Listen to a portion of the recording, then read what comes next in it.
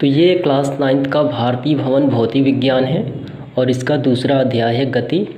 और इस अध्याय जो गति है इसका आंकिक प्रश्न कितना है 1 से लेकर 17 तक।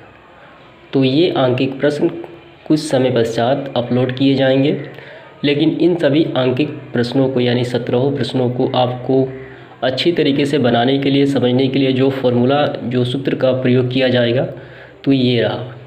ये तीनों सूत्र आपको याद रखने हैं। इसे गति का सूत्र भी कहा जाता है। तो पहला सूत्र है त्वरण। त्वरण कैसे निकाला जाए?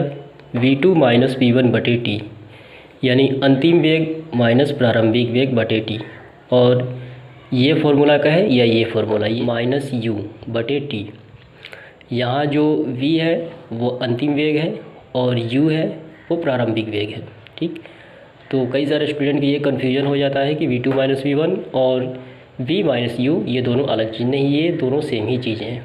ठीक, ये आपको ध्यान रखना है। बाद ये गति का दूरी निकालने का फार्मूला है ut प्लस हाफ at²।